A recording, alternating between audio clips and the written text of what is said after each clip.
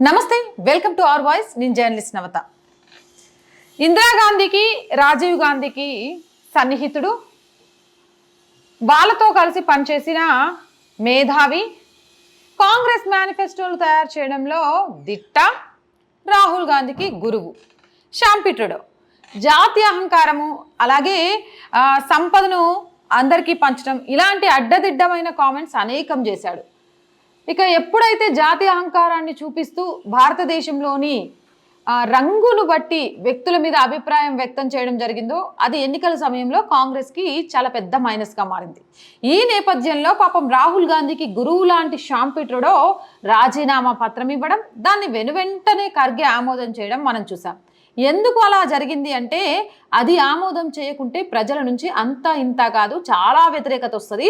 అది ఎక్కడి వరకు అంటే యువరాజు గారి గెలుపు అసలే కష్టంగా ఉన్న ఈ తరుణంలో అలాంటి నిర్ణయం తీసుకోకుంటే ఇక అది ఆలోచించాల్సిన అవసరం లేని ఓటమవుతుందనే భయంతో ఈ నేపథ్యంలో షాంపిట్రుడోని ఇలా రాజీనామా పత్రాన్ని ఆమోదించారో లేదో అదే జాతీయ అహంకారాన్ని చూపిస్తూ మరో కాంగ్రెస్ సీనియర్ నేత కూడా మాట్లాడారట. వీళ్ళని చూస్తే నాకు ఏమనిపిస్తుంది అంటే వీళ్ళకు భారతదేశం మీద గౌరవం లేదా, దేశం అంటే ప్రేమ లేదా, అసలు దేశభక్తి ఉందా? ఎవరైనా మన ఇంట్లో వాళ్ళను మనమే ఎక్కిరించుకుంటామా? మరి అంత ఇష్టం లేనిది ఇక్కడ ఎందుకు ఉంటున్నారు? లేకపోతే ఇక్కడ వాళ్ళని అవహేళన చేయడానికే పని పెట్టుకొని ఇక్కడ ఉంటున్నారా? ఎందుకంటే రాహుల్ గాంధీని కూడా కొన్ని సందర్భాల్లో మనం చూసాము, విదేశాలకు వెళ్ళి భారతదేశం మీద ఎలాంటి వ్యాఖ్యలు చేశారు అనేది. ఈ పార్టీలోనే అలా ఉంటారా? ఈయన మాట్లాడిన మాటల మీద కాంగ్రెస్ అధినాయకత్వం యాక్షన్ తీసుకుంటుందా లేదా? ఇంతకు ఎవరా నేత, ఏం మాట్లాడారు అనుకుంటున్నారా? ఈ ఆర్టికల్ ద్వారా చెప్తాను, చూడండి. భారతీయులపై మరోసారి నోరు పారేసుకున్నారు కాంగ్రెస్ సీనియర్ నేత.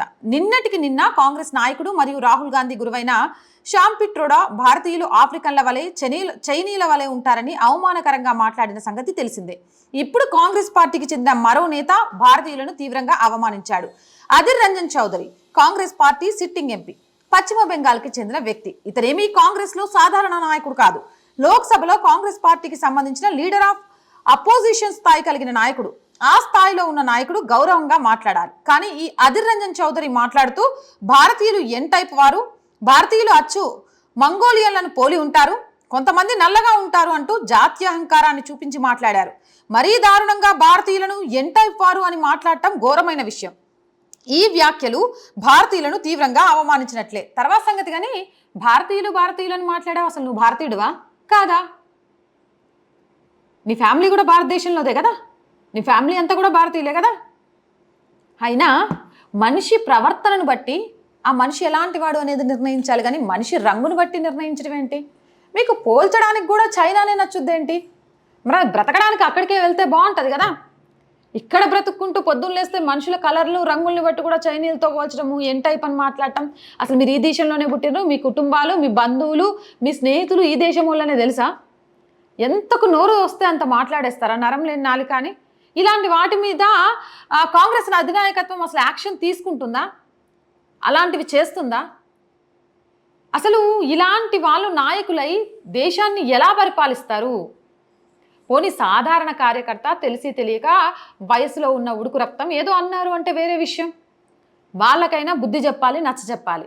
ఇంత సీనియర్ నాయకులు, అపోజిషన్లోనే నిలిచిన నేత, గీనకు ఎవరెలా బుద్ధి చెప్తారు? అధినాయకత్వం అయినా చెప్పుకోవాలి కదా. మరి ఇలాంటి నాయకులు ఏం చేయాలి? భారతీయులు ఎంత ఇవ్వాలట, మంగోలియన్లను పోలుంటారట. ఒక మాట అంటే మీరెలా ఉంటారు, దేన్ని పోరుంటారు? భారతీయులు అని మాట్లాడుతున్నారు. అసలు మీరు భారతదేశంలో పుట్టినప్పుడు ఈ దేశంతో మీకేం పని? పుట్టుంటే మిమ్మల్ని మీరు కూడా అనుకుంటున్నారా? మిమ్మల్ని కూడా మీరు అనుకునే స్థాయికి ఎందుకు దిగజారిపోతున్నారు? ఎవరి మెప్పు కోసం అనే ప్రశ్నలు సంధిస్తే ఏమైపోతారు? ఇలాంటి ప్రశ్నలు సంధించే వాళ్ళు కరువు అయ్యారని వీళ్ళు నోటికొచ్చినట్టు మాట్లాడుతున్నారా? లేకపోతే భారతదేశాన్ని అవమానిస్తేనే అధినేతకు, అధిష్టానానికి దగ్గర అవ్వచ్చు అని మాట్లాడుతున్నారా? ఖచ్చితంగా ఇలాంటి వాళ్ళ మీద యాక్షన్ తీసుకోవాలి.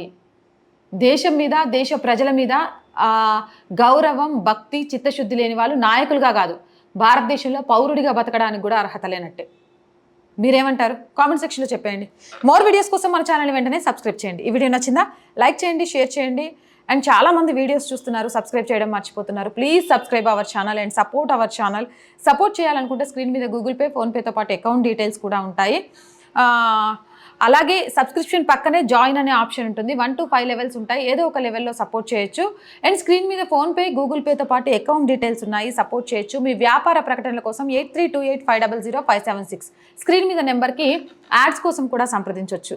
చాలామంది కాల్ చేస్తున్నారు, అక్క ఆఫీస్కి వచ్చి కలుస్తాము, లేదా చాలా పెద్ద పెద్ద వాళ్ళు కూడా అమ్మ మీతో మాట్లాడాలని ఉందని. సారీ, ఎందుకంటే మనకు ఒక ప్రాపర్ ఆఫీస్ లేదు. నేను కార్లో ఉంటే కార్లో, ఎక్కడ ఉంటే అక్కడ వీడియోస్ చేస్తున్నాను. ఆఫ్టర్ కొన్ని రోజుల్లో ఒక ఆఫీస్ ఓపెన్ చేయాలి అనుకుంటున్నాను. మీ అందరి సహకారం అందిస్తే ఖచ్చితంగా అది జరుగుతుంది. ఆ ప్రాపర్ ఎక్విప్మెంట్ కూడా లేదు మన ఛానల్కి. ఎక్విప్మెంట్ కూడా లేకుండా ఆఫీస్ స్టార్ట్ చేసి ఏం చేయగలను అని కొంచెం వెనుకడుగు వేస్తున్నాను. మీ అందరి ప్రోత్సాహం, మీ అందరి సహకారం అందిస్తే ఖచ్చితంగా కూడా జాతీయవాదాన్ని ప్రజల్లోకి తీసుకెళ్లడంతో పాటు ప్రజలకు ప్రభుత్వానికి వారధిగా ఉంటూ ప్రజల సమస్యలను ప్రభుత్వానికి తెలియజేయడంతో పాటు ప్రభుత్వం ఇచ్చిన హామీలను నెరవేర్చినప్పుడు ప్రశ్నించే గొంతుకలుగా మారుతున్న ప్రజల తరపున గొంతుకగా మారడానికి మన ఛానల్ ఎప్పుడూ సిద్ధంగా ఉంటుంది. ప్లీజ్ సపోర్ట్ చేయండి, సబ్స్క్రైబ్ చేయండి. జై భారత్.